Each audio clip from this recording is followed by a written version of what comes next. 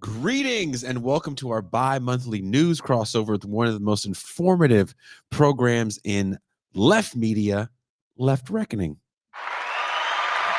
We've done cross streams with the Left Reckoning fellas before, but we decided it is always so much fun and informative that we needed to make it a regular occurrence. Please note that there are links in the description for those of you who are new to each channel, so please subscribe. And if you are unfamiliar with Matt and David, subscribe to their channel. Additionally, if you feel inclined and have the means, please consider becoming a patron. Both of us offer exclusive content to our patrons, and this helps us remain independent. And more importantly, it prevents us from selling out. Speaking of selling out, Matt and David actually have some new merchandise on their Left Reckoning website. Can you pull that up for me? Oh, no. Bam! Get a Left Reckoning hat. I got a Left Reckoning tank top. I have to go pick it up at the post office, which is going to take me forever to get to because I have to go pick it up in your Americas. But I'm very excited. I'll have it on next week as I'm also advertising our live show. And let me remind everyone that after we finished here, we'll be heading to our patron-only champagne room, where we will be recapping Deep State Cuba's wedding and time-honored Kelowna public school tradition of kidnap night. That's right. Nothing prepared Deep State Cuba for Iraqi black bagging dissidents like the Kelowna public school system.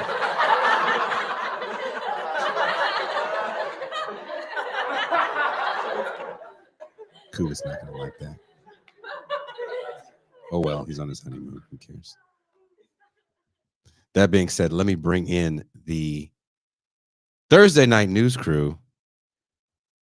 I missed this guy. I haven't been on stream with him. It seems like in forever.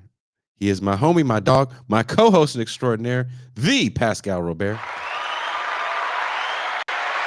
People reading through the chat, people reading through Miles, people reading through the audience dodging hurricanes in South Florida.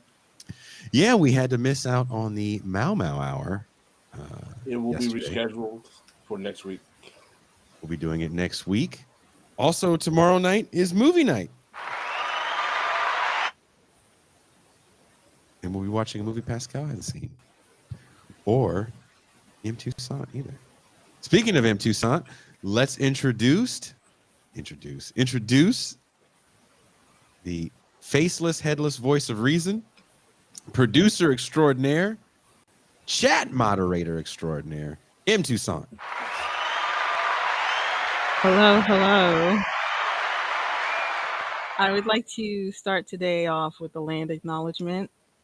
I would like to acknowledge my landlord and let my landlord know I got you.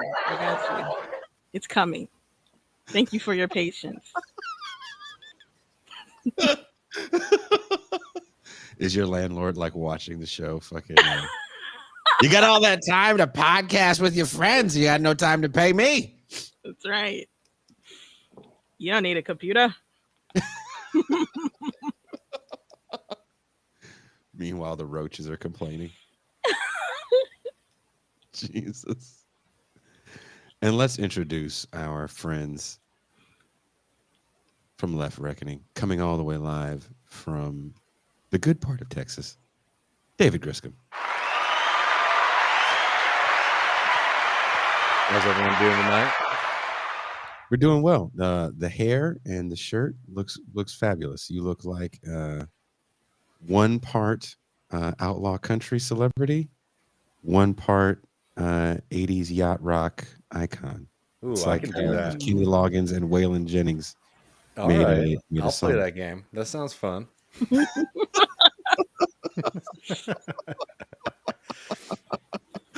And everyone's favorite North Dakotan, who doesn't say the North Dakotan words. I don't know. Do we have to get Matt drunk? Like, what is it that gets Matt to say North Dakotan phrases? I don't know North Dakotan phrases. Okay. Matt does say milk. Like, he says it funny? Milk. He says instead of milk, he says milk. He says with an E? bag instead of bag. Yeah. I'm snitching Well, on he's him. not from. You only get that accent. In all fairness, you only get the accent closer to Fargo. Inland, He's you don't mad. really get it. He's mad. Get him on here. All right. Please welcome Matt Leck. With the big Mac. Yeah, I do say bag, or I say coat. People say when I say O words like show and coat, Do you say but Say pop or soda. I think I said pop when I was younger, but not a whole lot. It's kind of out of rotation. But Jason, you're right. There's a split. There's the Norwegians on the eastern side of North Dakota, and that's where you get the Fargo, don't you know? And I have some aunts that do kind of have a little bit of that. It's more recognizable to me now that I've left the area. But my side, the west side, is all like Germans, and we all have this low, bassy voice where we mumble half the time. When you go to North Dakota, if you're not familiar with North Dakota, and if you actually go there, too many people that vacation there. Oh, I encourage them. I mean, I have, because I work there. So it's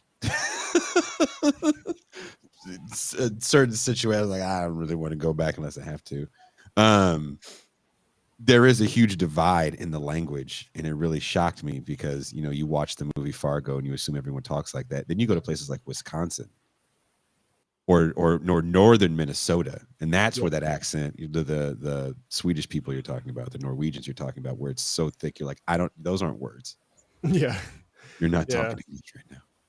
and I don't know a whole lot of North Dakota phrases either, like specifically North Dakota Shut the phrases. front door. It's more Midwestern stuff, right? Yeah, It's a whole region that, right. if I put you guys all in a room- Culturally, North Dakota, like people always have those debates, and people say like North Dakota and South Dakota are the plains, but culturally they look to the east, Midwest more than like Denver or the West, basically. Because like, what do people from Denver sound like? Yeah. No, I had no idea. Racist. I was gonna say thin air, but okay. That's all they sound like. No, I don't. That's one of those places like California where I don't think there's a real accent, a Denver accent. Yeah, I can't think of a Denver accent. There's a What is the California Denver accent. What is Oh, that yeah. California accent? Pauly Shore. Yeah. Yep. Yep. That's not real. Well, when It they is say real. Valley Girl accent, that's the valley in California, right? That's the San Fernando Valley is where it was supposed to be, which is like a super suburb, and it comes out of mall culture. But yeah, I mean, That reminds me of your jacket from the other day. what are you talking about? Jason. We did a video messenger thing on Facebook, and Jason was wearing this crazy Debbie Gibson jacket, a denim jacket straight from the mall. You said I had a get lost in your eyes jacket. I think we're alone now jacket. I think Fucked we're up. alone now. Jesus. Well, Hilarious. speaking of being alone, You know, you- sorry, you brought up Debbie Gibson. There's like this footage. I'm not gonna bring it up, but Debbie Gibson for MTV. My school when I was this is in like the 80s, maybe 90s, 88. So before I was born, but MTV. There's some competition in my hometown won, and Debbie Gibson played a concert in the gym. So Wait, you're not? Aren't you from Williston? Or am I tripping? I'm from Mandan. Oh, you're from Mandan. That's in the center part of the state. Yep. Is there anybody special from Mandan? Tucker Pudwell, a boxer, is from Mandan. You just made that name up. That's a Mike Tyson Nope. punch and shit. That's a real That's guy. the guy you fight after Piston Honda. Always get knocked out by Tucker Pudwell. Yeah. I'd say he's probably more famous than me as far as people from my hometown. Because when you go to Williston, there's just big ass signs that Phil Jackson's from there. Yes. I think he only went to high school there too. I think like the extent I think he was actually lived as a child in Montana. Maybe I'm wrong about that. I mean, they're right next to each other. He balled in Williston. Which is...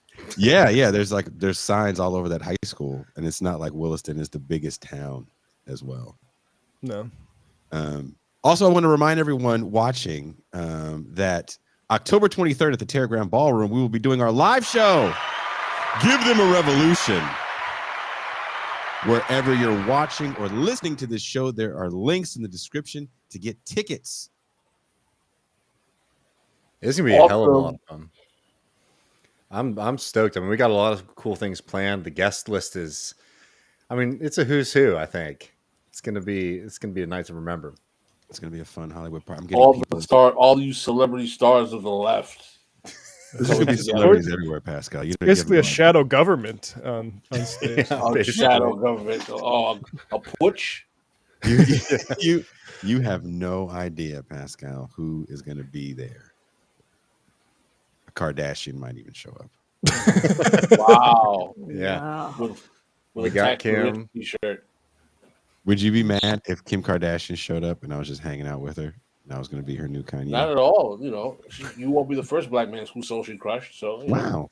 Wow. Socially crushed. What if we just have a friendly relationship where I just teach her things about Entrepreneurship. about entrepreneurship.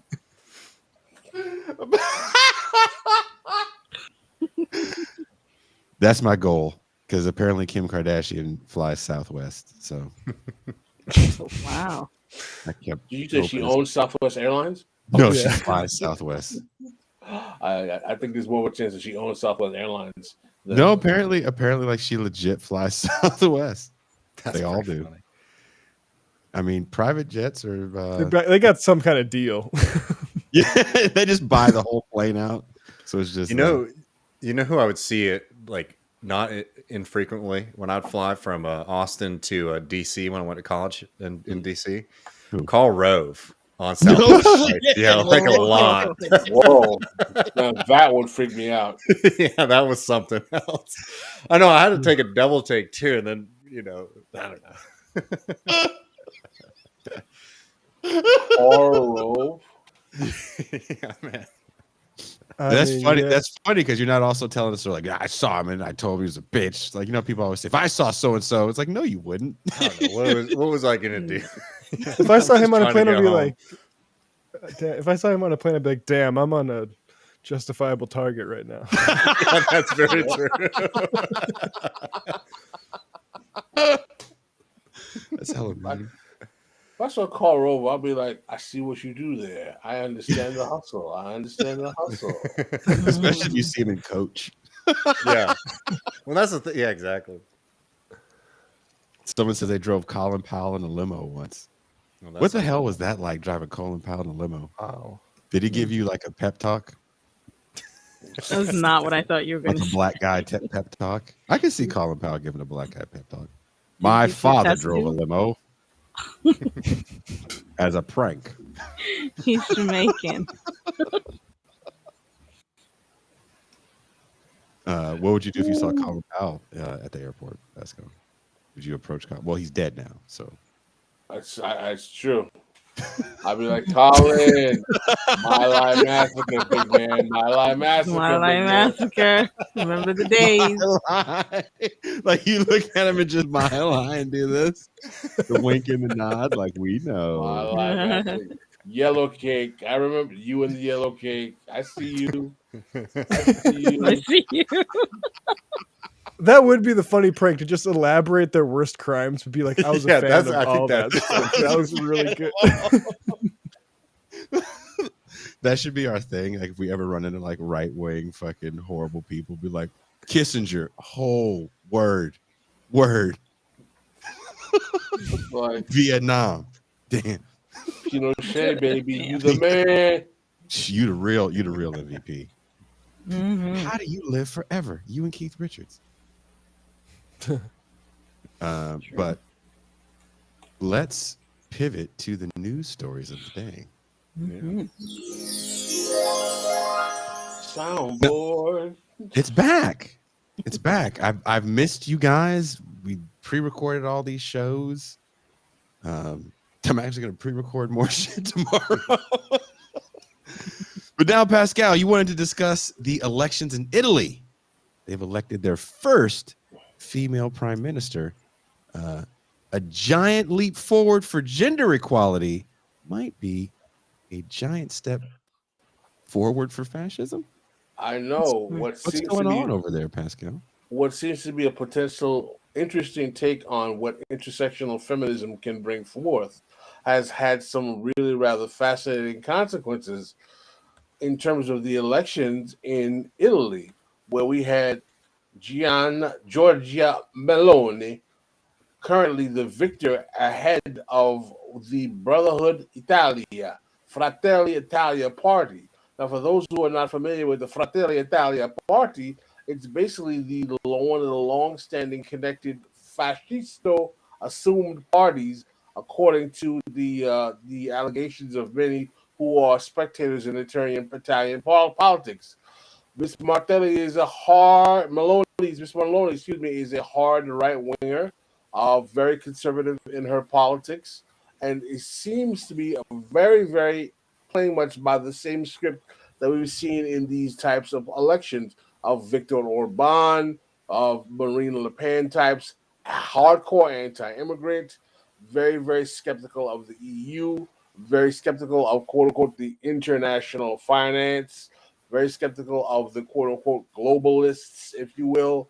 And one of the way in which many of those leaders have developed in terms of their popularity is to frame the economic crises of their country in a way in which they blame the depleted resources on the encroachment of foreigners into the land of the homeland. They also are using questions about the LGBTQ community, threatening family values, Christian values, things of that nature.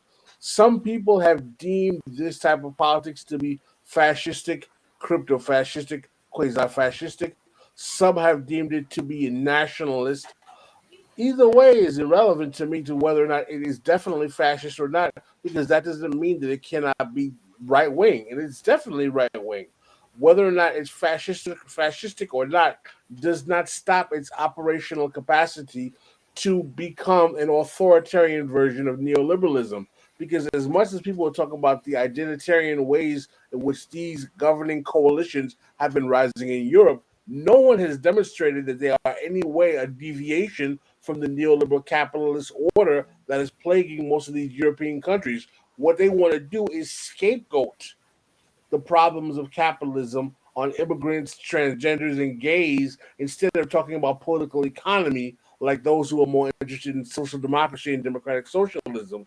But also, one of the things that's interesting about Ms. Maloney is that she has been a big supporter of Ukraine and is not so much whistling in support of Russia, which is another thing that's an anomaly for those right wing forces that have been coming into power in Europe. So people are a little unsure in terms of how she's going to play her cards with the Russian and Ukrainian election. But one of the things that I think is very important to realize is that some people are saying that fascism is back in Europe. I don't necessarily think it's productive to challenge whether it's fascism or not. But one of the things I know is that the reactionary right, with the zealotry and their anti-immigrant posturing, is very much on the rise in Europe. And I don't see a left having any kind of gumption or power to challenge this rise anywhere on the horizon. You make a good point, Pascal. I do have a quote to read from the story that you read. Miss Maloney, head of the far right party, Brothers of Italy, has kept out of view since her election win, when she promised to govern for all Italians. The question is who will fill the key jobs and whether they will go to other parties in her right wing alliance. Matteo Salvini, for example, was known to covet the Interior Ministry. The head of the far right league had the job in 2019 when he barred rescue boats from carrying migrants from entering Italian ports. Ms. Maloney has likewise promised a tough response to irregular migration. But reports in Rome suggest Mr. Salvini will miss out on reprising his role. One of the things I find very interesting about her is that she is multilingual. 4 languages. 4 languages. She's quite the speech giver. Um, And she's been she active in politics since a very young age. she demagogues. Yeah, and like post-fascist youth clubs. Yes. Exactly. She I speaks mean, English too, so I'm waiting for her to have a chat with MAGA. she's already It's chatted it up coming. with MAGA. She's met with Steve Bannon Yeah. already. Well, She's appeared at some of the CPAC functions. Has she? The Republicans are already, listen, let's make this clear. The Republicans are already making international connections Oh, with yeah. these rising Mhm. reactionary right wing figures. mhm. In fact, And and I know, they're trying to frame the quote unquote globalists, if you will, as the center of all things problematic and bad. And that politics is resonating with a segment of people in America who are tired of COVID lockdowns, people in America who are tired of, NATO, the encroach people in Europe who are tired of the encroachment of the EU without getting the economic benefits of the EU, feeling that their sovereignty has been lost, feeling that they're having foreigners decide their immigration policy is problematic. So there are challenges to this kind of international coalition of parties that is being developed that unfortunately is only being addressed by these reactionary right wing. But my question is, why can't the left have answers to these questions that are much more salient than saying kick the immigrants out, blame the Africans, or see it's the LGBTQ that's the problem? I mean, I think one thing to note about her too is that there was all of these like fawning profiles of her, and certainly a lot of right wingers were very much in love with her, and a lot of these like new right wing social democracy people in the states were like, "Oh my god!" Because she gave her speech after winning and was saying something along the lines of, "We're finally going to do something about the global financial interests that are preventing us from being able to live." Yeah. Speculators, thank you. They're letting that preventing us from being able to live. And you look at what's actually happened since she's been in power. I mean, the first thing that she's done has been cutting payments that go to jobless benefits that go to poor unemployed Italians, right? Right. So like the economic, I don't like the word economic populism, I will just say, but like the kind of pro worker policies, pro normal people, working people policies. I mean, it's very clear from the get go that this is going to be a huge gift actually to those kind of entrenched rich people. And I think most people watching this show know this already, not to be bamboozled by the talk of some of these new right-wing figures, but it just is always amazing when they almost immediately turn face and start talking one language publicly and then almost immediately start giving out My position is that I would almost respect them if they demonstrated that they were willing to be an alternative to either austerity or neoliberalism. And I haven't seen them come to power and govern as anything but an authoritarian version of either austerity or neoliberalism. Mhm. Yeah, I mean that's Giannis Varoufakis basically made the point that they're Mr. Maloney is a good plan B for the Europeans and NATO establishment as new prime minister. Has already given her backing in two key policy areas. Unlike Matteo Salvini and his party, which crashed electorally, Maloney has already fully subscribed to the hard NATO line of unconditional military involvement alongside Ukraine. I'd be curious how salient that is as an issue in Europe. I know when I was in Madrid, basically at the start of the invasion, a lot of Ukraine flags and like people were very supportive of Ukraine. Second, Varoufakis continued, again, unlike both Salvini and his former co-governors, the Five-Star Movement, Meloni has renounced her earlier disagreements with the Eurozone architecture and the economic policies dictated by Brussels and the ECB. So, I mean, I think like it doesn't answer your question, Pascal. I think that's a much harder question to answer. I mean, I think the way that certain people tried to project onto her a politics that wasn't there was what bamboozled me about Listen, here. Or what not is bamboozled, clear is surprised me that about that. she's very adept, Ms. Maloney, at shape shifting her politics to fit an audience depending on the needs of the moment.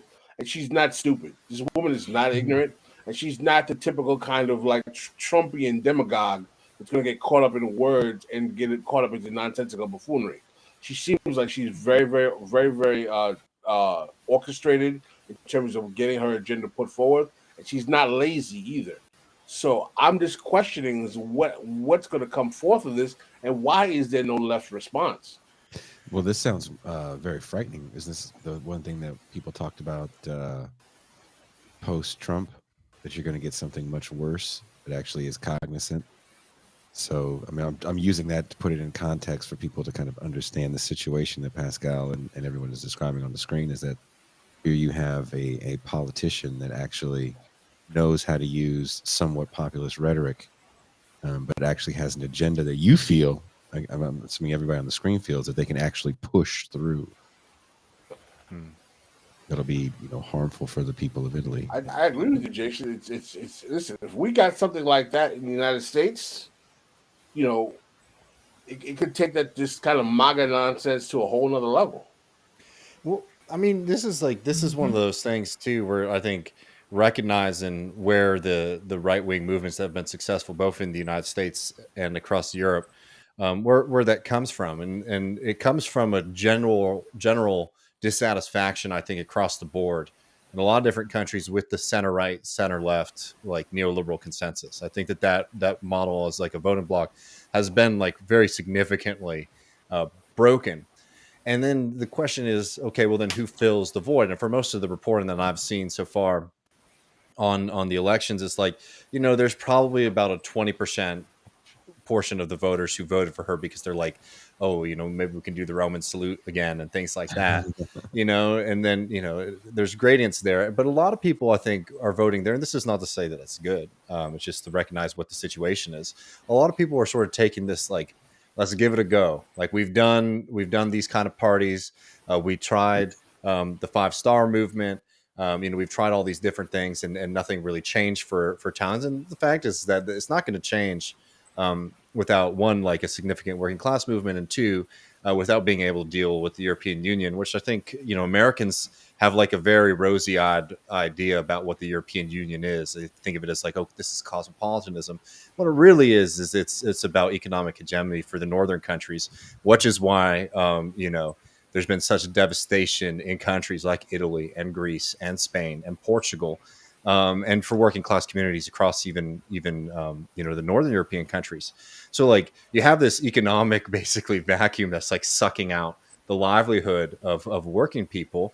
Then you have a political center that has collapsed. What is able to fill the void? Well, you can't, if you don't have a movement that's one man that is like ready to go, that has been organizing for a long time.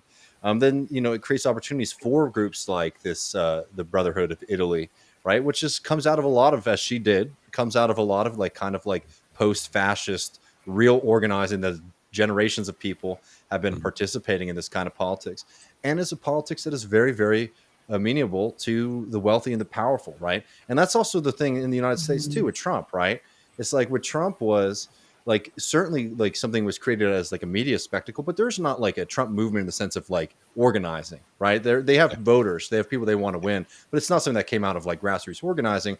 It was very top down. And how are you able to build a top down movement like that? Well, it's like if you have a lot of money and influence and people in power who are willing to roll the dice with that, then it creates a great opportunity for the right. And I think, the absence of the left is a huge part of the factor here, but it's more, I think, on the lack of like organizing, the lack of trust that a lot of working class communities have with like the left, that allows these kind of far right movements that sort of seem like, oh, they came out of nowhere. Well, it's like, one, there's some groundwork that's been done before, and two, they can get the backing of powerful people to support those movements, which is really what you need, in the formula. We don't get that on our side.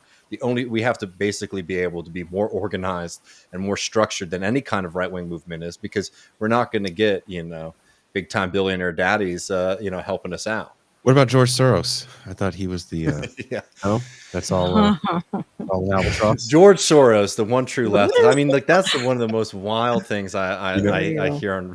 Even though him and Trump were partnered together, the housing corruption that happened post 2008. But I do have a serious question or comment.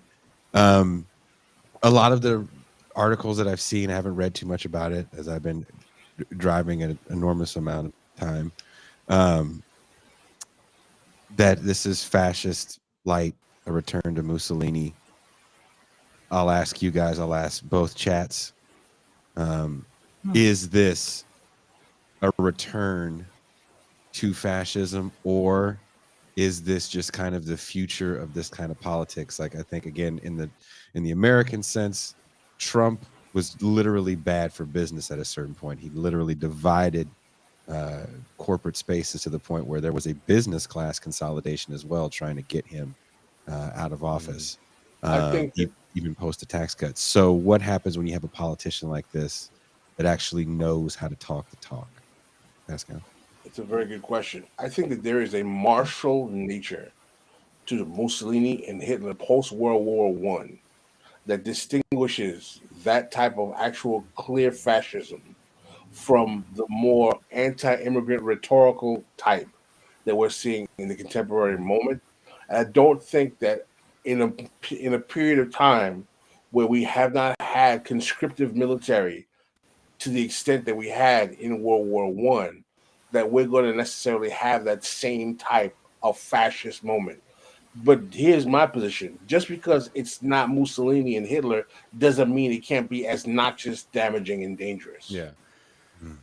And I think on the fascism historical point, I mean, like, think about, like, I think in the U.S. especially, like, we use fascism to paint a lot of different perspectives, from just like right-wing reactionary, to like straight up brown shirts or, neo-Nazis. I think it's important to realize historically why fascism was useful to global capital, right? It was useful to global capital because fascism was a way to create an actually, like, on a kind of material politics level, an almost incoherent base of support, right? From having everyday working people with the elites, and you create these imagined communities like the nation or the race or whatever to sort of mobilize people. And fascism was a great tool to smash the communist movement. I think, like, one thing to remember here is, like, it's not like a just a random cool fact, for example, that Mussolini was a major player in the early Italian communist movement. In fact, when Mussolini went fascist, Lenin has like a letter, I can't remember who he's sending it to, saying, "Oh, we've lost Mussolini. That's a huge loss to the the global workers movement."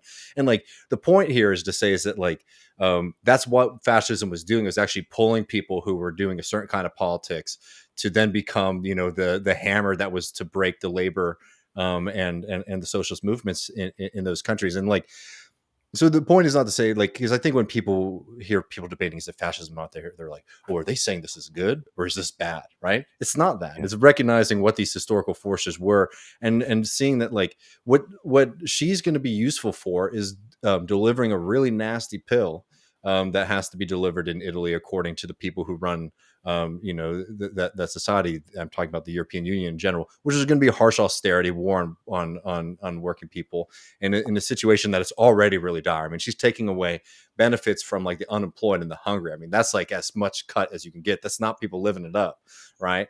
And that's what capital wants in this moment. They want a broad-based austerity, and would they have preferred it to continue to be delivered by Draghi's or like these kind of technocrats in Italy who have been in power for a while, over at least the past like 10-15 years, or at least influence. But they might prefer that, but she's also great if she's going to come in there and say, we're going to clean up the budget, and give it a little blood and soil, maybe to get people a little riled up as she's doing it. I mean, that's basically what it is.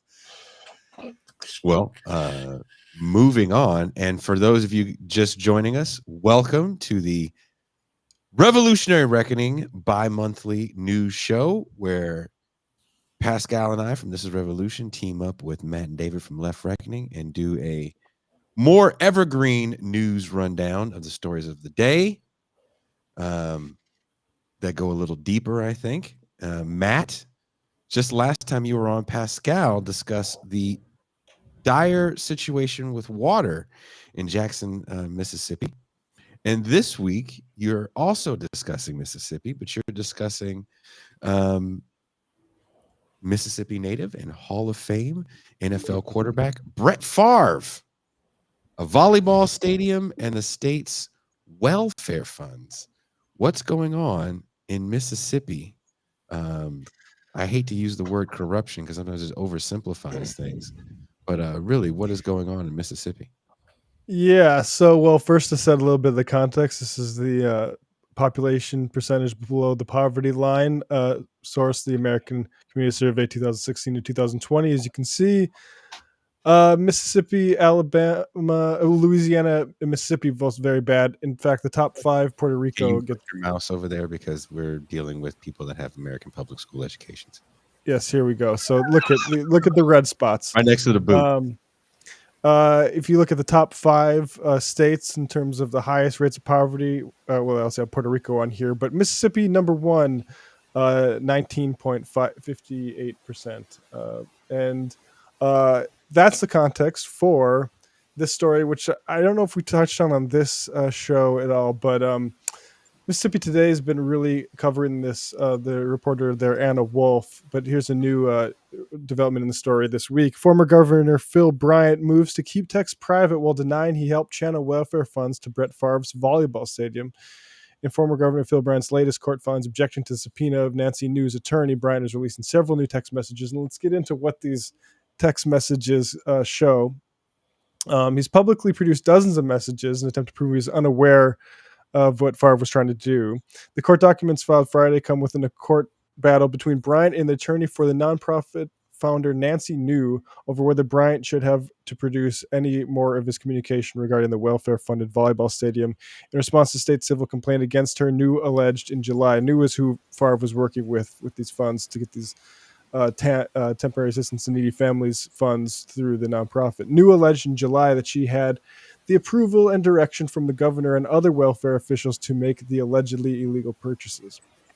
The Favre-related payments reflect a small portion of a scheme to misspend $77 million in funds from the federal Temporary Assistance for Needy Families programming during the last 4 years of Bryant's administration. Most of the money flowed through 2 nonprofits who were running a state-sanctioned anti-poverty program called Families First for Mississippi, which Favre references in text to Bryant. We are going to get there. This was a great meeting, Bryant texted Favre in September of 2019, directly after they had met with Christopher Freeze, the welfare director who replaced Davis after Davis was suspected of defrauding the agency.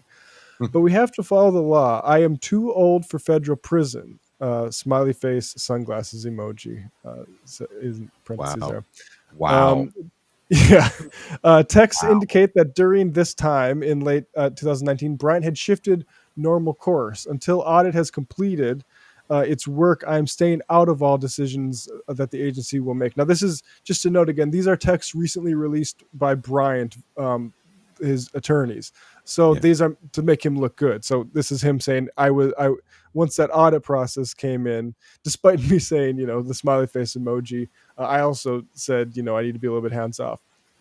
According to the filing, Favre first reached out to Bryant about fundraising in April of 2017. Deanna and I are building a volleyball facility on campus, and I need your influence somehow to get donations or sponsorships. Obviously, Southern has no money, so I'm hustling to get it raised. Favre texted the governor. Bryant responded, "We will have that thing built before you know it." Mm-hmm.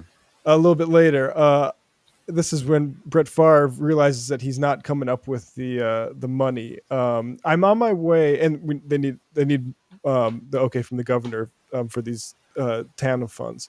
I'm on my way, and I'm sure I won't have time or privacy enough to speak about this. So I want you to know how much I love Nancy New and John Davis. Again, those are the Nancy New is the leader of the nonprofit. Favre texted Bryant, according to the filing, "What they have done for me and Southern Miss is amazing. Her family first is incredible. That's the nonprofit, and she cares. We were planning to do the workshops and youth clinics in the new volleyball facility with her family's first kids. And also, I paid for 3/4 of the volleyball facility, and the rest was a joint project with her and John, which was saving me $1.8 million. I was informed today that she may not be able to fund her part. We need your help very badly, Governor, and sorry to even bring this up." Just note, just because it's in the story, Bryant says that was misleading about how much Brett Favre paid. Later in May of 2018, Favre reached out again to Governor Bryant for help constructing lockers for the facility. "I'm still trying to save money on the V-ball facility," Favre texted. Favre even suggested the prison industry possibly as a builder. Oh. So it's just interesting to see how these guys think, right? Like I'm coming up light.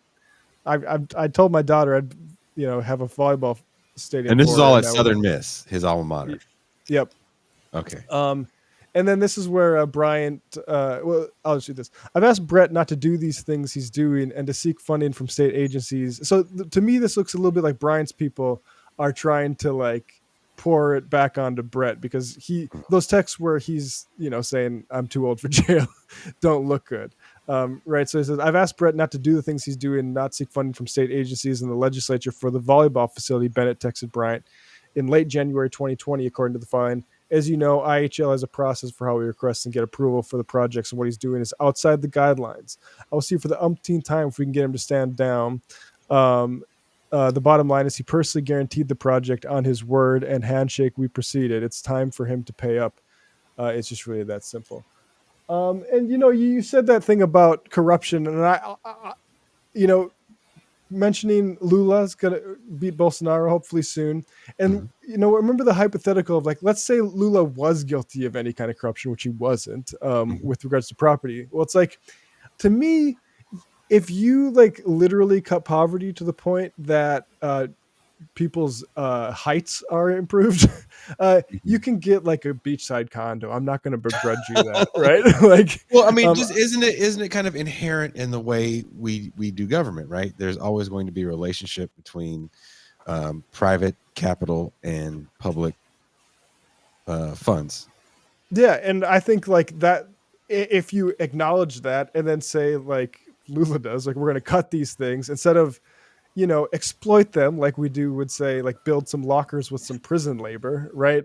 When you're making sure that you keep those sorts of forms of exploitation of labor and just money for poor people, when you are making those things worse, then corruption is a problem for me.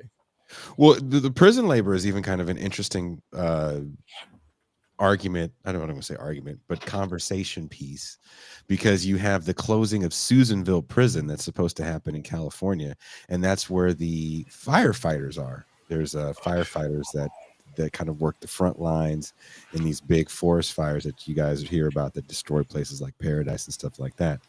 So where are those firefighters going to go? And there's people that are kind of complaining about that, but no one's complaining about the fact that this is prison labor that makes pennies on the dollar, and they literally work in the front lines.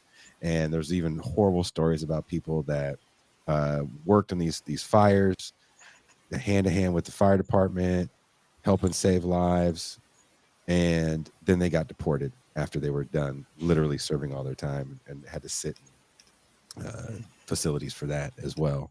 So, does a Brett Favre-like character, can they spin something like prison labor as a overall public good? Like, hey, we're giving these guys jobs. They're actually earning money, learning a trade. We have job placement for them when they get out.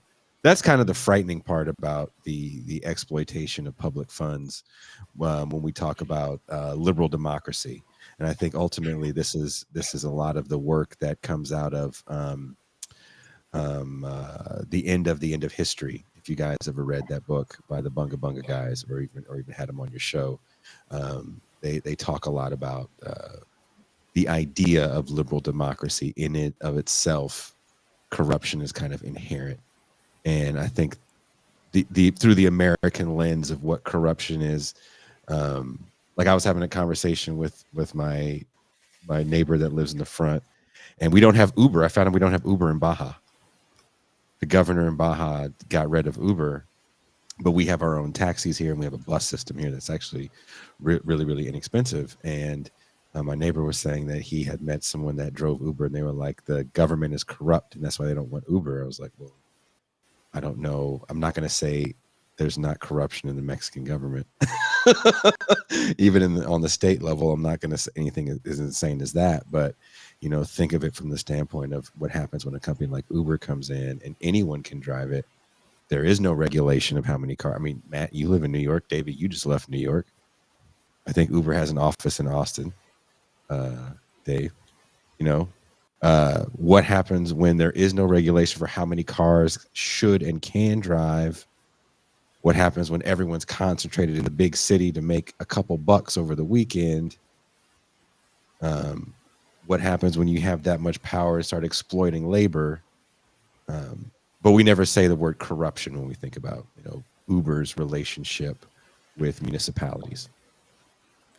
Yeah, I mean, totally. And like the way that a lot of these companies come into town and they start, you know, dictating stuff to people. I mean, in Austin, they tried to block the they tried to make Uber go through basically basic kind of background checks in the early days, and it was something that was voted on by the city, and Uber dropped an insane amount of money, to basically try to override the voice of the people on that, and people in Austin voted against them, which was really exciting. But then, you know, Uber gets in, start chatting, and for a couple of years there wasn't Uber or Lyft in Austin, and there was like different weird rideshare apps, you know, that were very bad, if I'm being honest, that did the background checks. Buddy ride. Yeah, no, like literally stuff like that, you know. But you know, basically Uber was able to weasel themselves back in afterwards, and like, you know, this whatever, like Uber Lyft is just one example of something that happens all across this country. And the point is not to sort of laugh off corruption as it exists in other places, but it's to recognize that in the United States we actually have just a very formalized way to do that doesn't exist in other countries. Philanthropy, campaign donations, you know, all that kind of stuff. I mean, campaign donations changing the way, kind of changing the news landscape also too. You know, in the 90s, when Bill Clinton deregulates the fact that pharmaceutical companies can advertise to the public at large instead of just doctors, really changes the way, coupled with Citizens United, changes the way that these companies can then pay for advertising on cable news, which has an older viewing base. And attacking that viewing base with all of these ads for dick pills and arthritis medication constantly, really, you have to wonder, oh, maybe this is why we don't have these conversations about why we don't have socialized medicine. I don't see as many advertisements as I used to because I'm streaming shit and stuff. But when I do like watching a sports game, something, the amount of times you're advertised a fucking medication that you are not probably like, why am I learning about all these medications? It's insane. Like I really, it's a really dystopian. Yeah, you're yellowing of the toenails. There's some sad guy walking on the beach with like boots because he can't enjoy it with his yellow toe.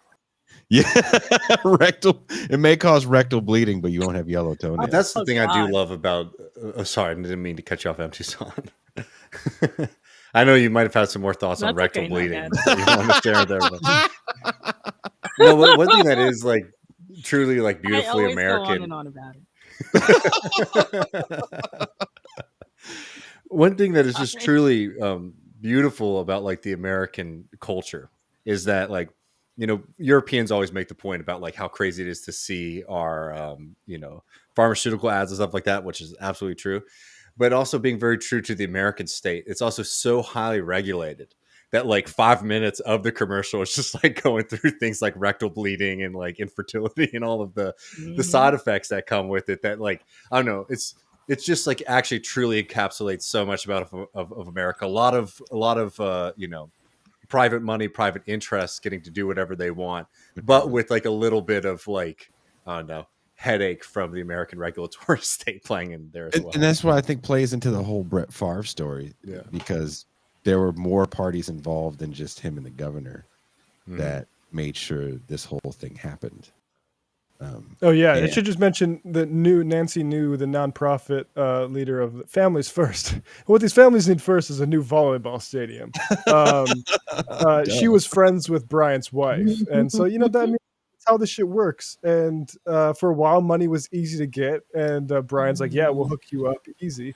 And then eyeballs started getting on it, and then those kind of relationships went sour. And I guess fortunately for everybody who likes content of Brett Favre's emails as he tries to like get prison labor to make some volleyball lockers. Someone commented, there was a time where there was football without dick pills.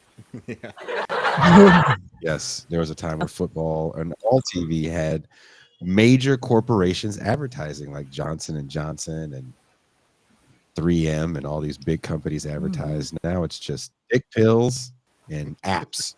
Yeah, that's all you get. It's like the seen on TV store is constantly being advertised on. When you watch in Mexico, do you get Mexican commercials or do you watch like an American broadcast? No, I only have Mexican TV. So when I watch football, it's in Spanish. That's pretty good. It is. I love it because I don't get the narrative that you guys get of the storyline.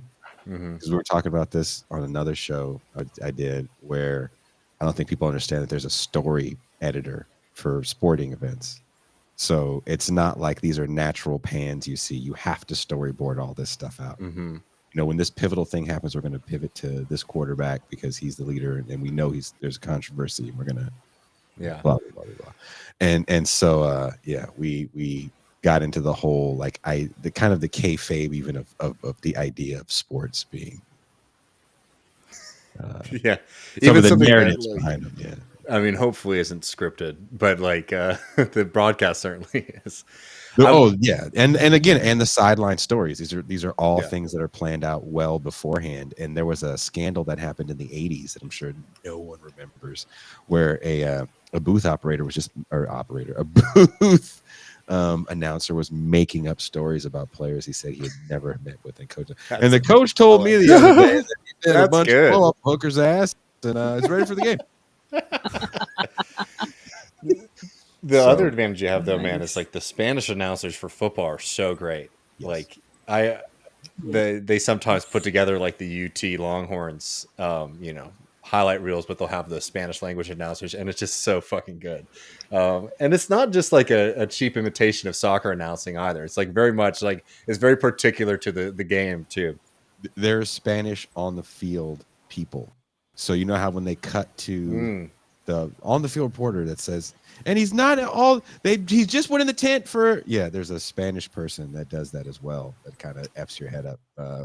Like, wow, they take this really seriously. Man, I need to get into those broadcasts sometimes with you. I love to see that. It's well, like I don't know if you're coming down here for the thing.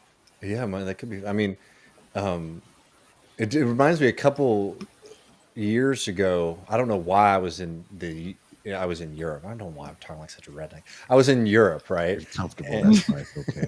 You're in a circle of trust. I was in Europe, and they had relatable.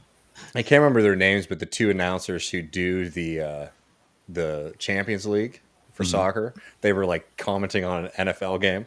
And it was so good. One, because it's fun to hear sort of British people going on about football, but also they didn't really understand the game very well. So like it'd be like, if you ever watch football with someone who doesn't get it, right? But imagine if that person also had like a lot of ability to like fill like airtime, like just talking about things that they don't understand. I don't know. I'd love to find it one Like time. they got a cricket announcer to do a football game. Well, no, they had they're talking about. This reminds me of like when like a midfielder is able to make a 40. Very similar. The halfback position is very similar to the one Yeah, exactly. that we see Americans would call soccer. So swift he is. And finally, Spotted. I don't have spot. And finally, David, you wanted to discuss Cuba and the gays. Yes, I did. Seriously, Cuba under Castro does not have the most sterling record with the LGBT community. What is changing on the island? I mean, it's truly exciting. I mean, that is obviously a very unfortunate and dark spot. Something that Castro himself has apologized for, not as an excuse, but just remembering to what was happening in the United States during the same period of time. Again, two bad things could be happening at the same time, but it is always funny the kind of one-sided memory that people try to have with those things. But I think what happened in Cuba recently is a real embodiment of a continuation of the revolutionary spirit. I mean, it is an embodiment of socialist values that at least myself is fighting for, which is about socialism being a movement for justice and for freedom and for prosperity for people. And in Cuba, they held a national referendum, and same-sex marriage and a whole host of other kind of gender protections and things like that passed with an overwhelming majority, 66% for, 33% against. And I think most notable, what a lot of people are talking about, is that it has changed a lot of the family law so that the Cuban government will now recognize, it opens the door for the Cuban government to recognize same-sex families, which is a really encouraging thing. And it's also very encouraging that this went to the public and they took the position that they did, knowing, for example, in the United States, the way that we have won a lot of our social rights has actually come out of the hyper-reactionary Supreme Court, and all of those rights are under threat, as we've seen with abortion rights being pulled away. Very likely that there's going to be an attempt to overturn the decision that legalized gay marriage in the United States. So it's an extremely encouraging event. I think that it shows a lot of what the future is going to look like for Cuba, because there's been this transition for the first time since the revolution. Cuba is no longer run by one of the Castros. So the question has always been, what is that society going to look like? And I find, opening up and, embodying a lot of these kind of values and fighting for gender and social rights, I think is a very encouraging sign about what direction the island is going to be able to take in the near future. I brought this up, one, because I think it's something worth celebrating. I think all socials should be very happy to see this happening. Especially with the fact that as the church has sort of been reintroduced into Cuba, as a lot of their activities have been, legalized and opened up over the past couple of decades, there has been this kind of reactionary, more right-wing evangelical movement that was one of the major forces against it. So it's exciting to see that even with those forces in play now, that people are supporting these kind of rights for our LGBTQ friends. I did also want to note, though, because it's always amazing the way that Cuba gets talked about, even when they do something good like this. I have this right here for y'all. It's from the allotted Human Rights Watch, and they wrote this whole story. Political rights for Cubans should not start with the marriage equality referendum. Wow. Which is pretty amazing. Again, when was the last time that we were able to vote on the Constitution of the United States? I don't know. It's been pretty long. I don't think anyone alive ever has had that opportunity. They've had referendums on their Constitution in recent years. These are high turnout elections. I understand the criticism. The democratic system there has issues. I don't think it's worthwhile to deny that. But also recognizing, for example, the limits in our country on that. And two, the fact that popular democracy, especially on the federal level in the United States, is completely off the table, right? There's no opportunity to go and say, like, for example, abortion. You know, you look at the poll, I've talked about this on the show before, you talk about polling on abortion. Americans believe we should have abortion rights. Like, that is a vast majority of the American population. But because of the political system that we have, instead of it being a question that is decided by the people, it's decided by two political parties, and one of them is much more willing to placate a minority position in this country. I just want to look, I'm not going to read through the whole piece. It is a treat. I think we have to think of a good quote. Empty Sign, want to bring that quote up on the screen? Sure. I do have this blocked here too, but Okay. I have this blocked here. Go ahead and read yours, and we'll read ours. But some from the same article. Sounds good, because this is an excellent one. What would we say if the referendum was about whether a religious minority could practice their religion openly, or whether an ethnic minority should enjoy freedom from discrimination? This would provoke more outrage. There should be no difference when the right of same-sex couples to be free from discrimination is at stake. And again, I'm not going to read through the whole piece, but the crux here is that if you read through the piece, is that basically Cuba is imposing same-sex marriage on the national population, right? By putting their finger on the scales because the government supported this, basically means that the vote isn't free, which again is a really laughable argument, I think. And two, it's a really nasty one to make, actually, because I'm sorry, we are smart enough as people to recognize that there's a big difference, for example, between saying human beings should be able to love whoever they want and shouldn't be attacked by the state for doing so, and stripping people of their civil liberties in order to practice their own religion. I mean, it's just a wild ass take, frankly. And, you know, this is one of the more egregious ones, but it's been nonstop. I mean, you read BBC coverage, you read NPR coverage, you read New York Times coverage, you see something that's very positive in a world, particularly in the West, when we're seeing a lot of these civil liberties under threat, to be sitting here and saying, oh, this, Cuba embodying, spirits of equality, of protections for the LGBTQ community. Somehow we're going to try to find a way to paint that as a bad thing.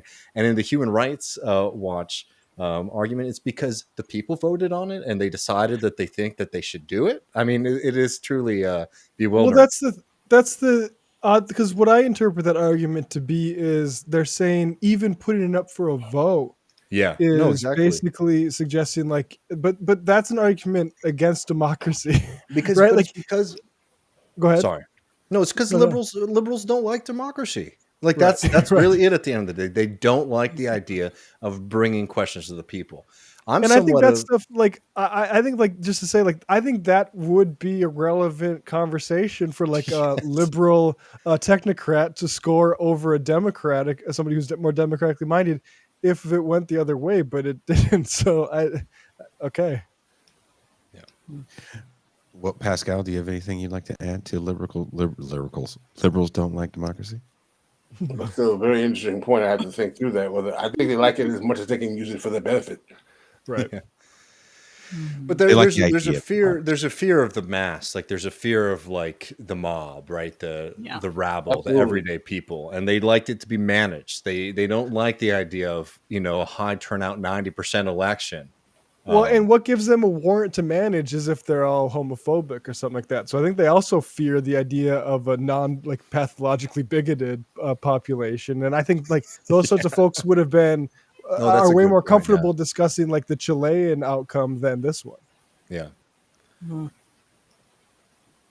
And the Chilean outcome is still in flux. I haven't been following Chile, right? They still haven't officially voted on their new constitution yet. No, they did vote on it and overwhelmingly voted no. And I mean, I don't know if we want to open up that, but like it is an interesting story because there's a lot there, and I don't think I could do it justice in like a minute or so. But basically, it was an extremely progressive constitution, but it was also a very wide constitution, like as a document. There was a lot of mistrust. a lot of clauses, a lot of mistrust of the process. There was undoubtedly a lot of kind of right-wing misinformation out there. But I think that it's important not to just treat that all as bad faith. I mean, for one example, one of the things in it was that there was plurinationalism, which is something a lot of people are arguing for. It's something that's in the Bolivian constitution, for example, which is recognizing indigenous nations and having what they call a plurinational society. So you're giving sovereignty and retaining sovereignty and recognizing the multinational character of these countries. But in Chile, heavily populated indigenous communities voted against the Constitution as well, right? So I think it's important to recognize that it wasn't there. Like, hear me out. There were people who went and voted no because they're bigots, and there were people who went and voted no because of the process. I mean, it was a very weird process. I mean, you had people going up.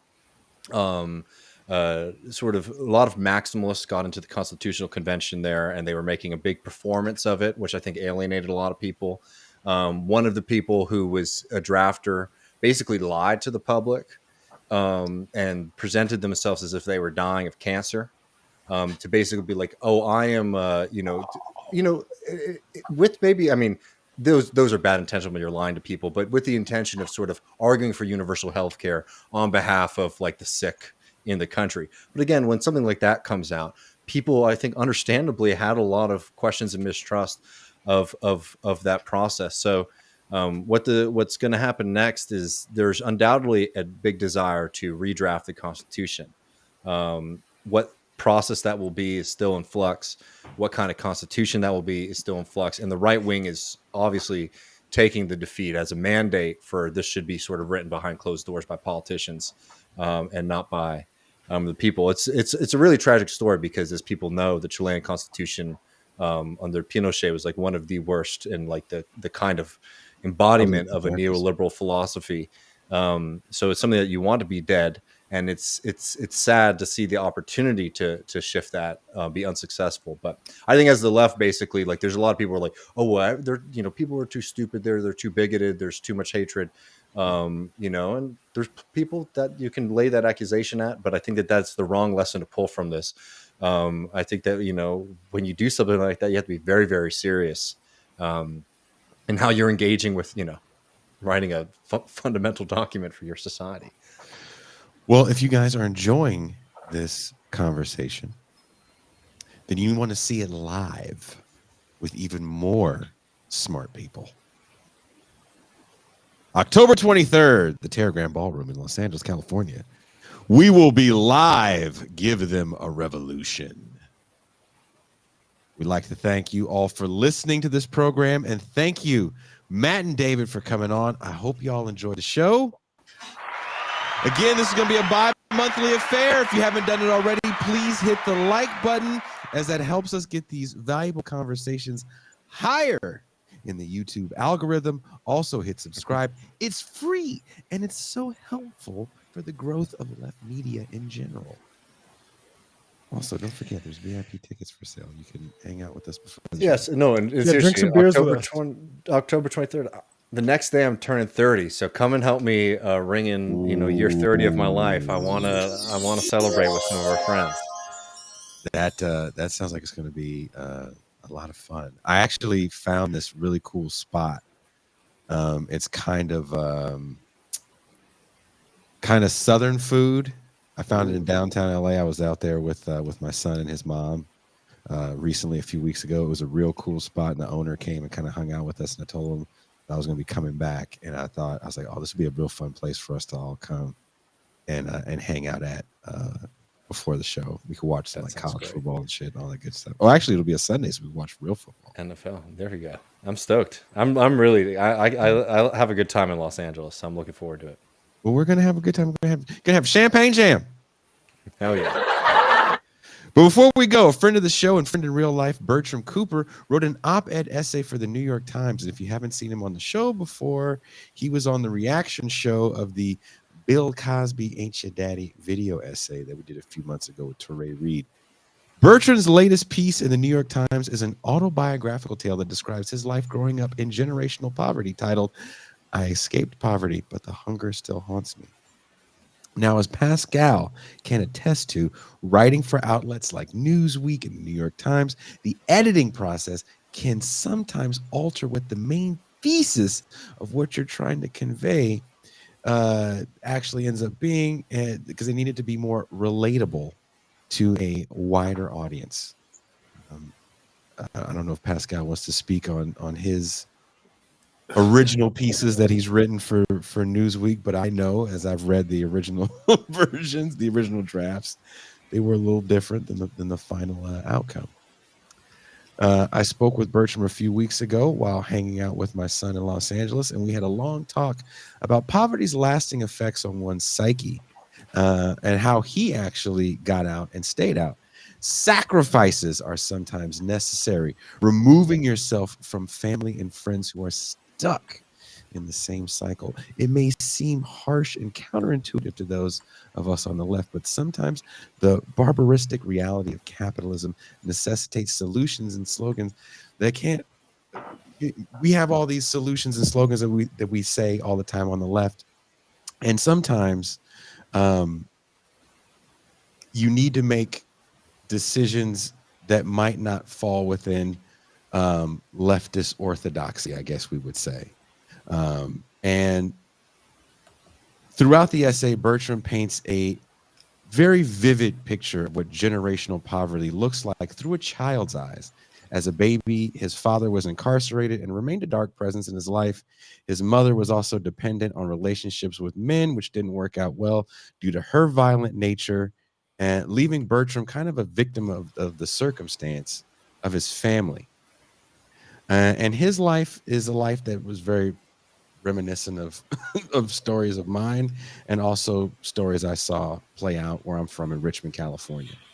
Our conversation a few weeks back explored the dark realities of what it's like to go hungry and be poor, as well as the reality that sometimes it is necessary to turn one's back on their family and friends in order to survive. In this case, though, it's not a Hollywood tale about meritocracy and entrepreneurship. In order for Bertram to move beyond his inner city surroundings, it took more than simply hard work and determination. This is from his piece in the New York Times.